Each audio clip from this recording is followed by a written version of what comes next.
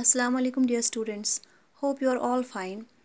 As you know, we are discussing hygiene, and that's the second part of chapter number 6 of your biology textbook, that's health and hygiene. अगर आपको याद होगा last lecture में मैंने आपको hygiene का concept समझाया था, उसमें मैंने पर्सनल और कम्युनिटी हाइजीन के बारे में भी थोड़ा बहुत बोला था. आज हम पर्सनल हाइजीन डिटेल्स में डिस्कस करेंगे. So you all are requested to open your text books on page number 65 where the concept is given in a nice manner.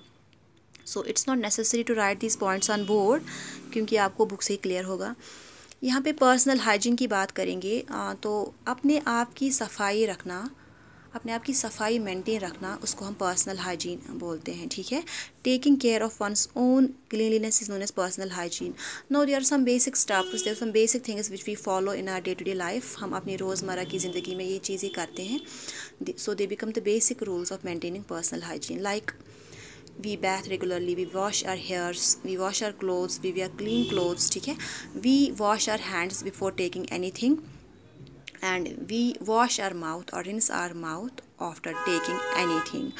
Then we trim our nails क्योंकि जो long nails होते हैं उनमें dirt और germs जमा होते हैं. And we wash our hairs regularly. If not regularly, then still 3 or 4 times a week, that is sufficient. So these are some things which we follow in our day-to-day life and they become the basic things for maintaining personal hygiene. Now हम different body parts यहाँ पे लेंगे और इनको अच्छे से study करेंगे how we should take care of these body parts. First of all, it's oral care. अपनी mouth की केयर हम कैसे करेंगे, कैसे हाइजीन मेंटेन रखेंगे अपने माउथ की. सो ओरल कैविटी जो होती है इसमें हमारे बहुत पार्ट्स आते हैं. लाइक टीथ है इसमें. ठीक है. इसमें teeth, gums, then tongue, then palate, soft palate, hard palate extra. तो टीथ जो है ये बहुत ही ज़रूरी है. इनसे हर कोई पार्ट जो बॉडी का बहुत ही इंपॉर्टेंट. तो यहाँ पे हम टीथ की इंपॉर्टेंस पढ़ रहे हैं. जो टीथ जो है वो हमारी जो फेस है उसकी शेप मेंटेन रखने में बहुत ही काम आते हैं. ठीक है. तो they beautify our face and their primary function is mastication and chewing. ये इनका काम है. ठीक है. So they are important in our body, hence we must take care of our teeth.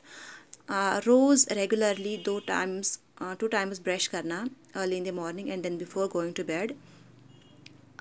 एक अच्छे से ब्रश से, सॉफ्ट ब्रश से हमें अपने टीथ साफ़ करने चाहिए. Then we must avoid excess sweets, chocolates extra. अगर लेंगे भी हमें माउथ अपना रिंस करना चाहिए. ठीक है. उसके बाद जो डेंटल फ्लॉसिंग का कॉन्सेप्ट है, जो डेंटल फ्लॉस होता है धागा जैसा होता है, तो वो हमें टीथ के बीच में घुमाना चाहिए क्योंकि अगर टीथ के बीच में कुछ स्टक हुआ हो, कोई फूड पार्टिकल, वो अच्छे से रिमूव हो जाएगा. ठीक है. Then we must include milk products. जो मिल्क प्रोडक्ट्स हैं क्योंकि उनमें कैल्शियम ज़्यादा होता है जिससे हमारे टीथ स्ट्रॉन्ग रहेंगे. We must include such products in our diet and we must eat raw vegetables after properly washing them क्योंकि उनसे हमारे टीथ की जो हेल्थ है वो अच्छी रहती है एंड हमारे टीथ स्ट्रॉन्ग हो जाते हैं. ठीक है. तो जब भी हम कुछ खाएं हमें अपना माउथ साफ़ करना चाहिए to remove anything which is stuck inside our mouth. ये रही औरल हाइजीन को मेंटेन रखने की कुछ टिप्स. अगर हम अपना औरल हाइजीन मेंटेन नहीं रखेंगे तो बहुत सारी प्रॉब्लम्स हो सकती है टीथ में. लाइक डेंटल कैविटीज़ जो टीथ में होती है because on the acids secreted by bacteria they dissolve the enamel, they dissolve teeth, thereby making cavities. और एक प्लेक जो टीथ के इर्द गिर्द जमा होता है, that's a layer, usually yellowish layer of bacteria, food particles and salts which get deposit around the teeth. and उनसे क्या होता है, उनसे हमारे जो टीथ होते हैं बहुत लूज़ होते हैं, गम्स में प्रॉब्लम होती है. ठीक है. और ब्लीडिंग गम्स हो जाते हैं. कभी कभार bleeding gums deficiency of vitamin C से भी होता है. लेकिन अगर हम स्क्रीनिंग करेंगे फिर विटामिन सी की जो लेवल है वो नॉर्मल आएगी. इसका मतलब है हमारा जो ओरल हेल्थ है वो बहुत ही पोअर है, ओरल हाइजीन हम मेंटेन नहीं रखते हैं. So this is all about oral care. Now let's take one more part, that's hair care. हमारा जो हेयर है उसको हम कैसे साफ़ रखेंगे, उसकी केयर हम कैसे करेंगे. Obviously hair is also a structure which aids beauty in our body, तो we must take care of our hair.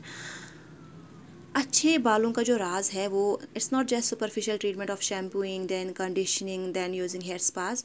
अगर हम ये सब सुपरफिशियली करेंगे उससे कोई फ़र्क नहीं पड़ेगा. We must take good diet, proteinaceous diet if we want to maintain beautiful shining hairs. ठीक है.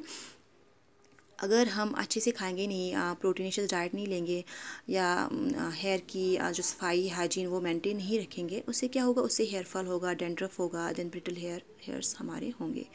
Then what should we do, we must at least once a week we must apply a good hair oil. We must do massage on the scalp by using a very good hair oil, like you must use coconut oil, you can use olive oil or castor oil. These are good oils. तो इनसे क्या करना चाहिए, हमें message करना चाहिए scalp का. उससे क्या होता है, उससे ब्लड सर्कुलेशन जो स्कैल्प की है वो बढ़ जाती है. Then we must use those shampoos which are sulphate free. उसमें केमिकल्स नहीं होने चाहिए. अगर हर्बल शैम्पू कोई होगा दैट्स बेटर. उससे हमें अपने जो ये है बाल वो साफ़ करने चाहिए. ठीक है, कॉम जो है वो रेगुलरली करना चाहिए, और हमें अपना कॉम और टॉवल शेयर नहीं करना चाहिए.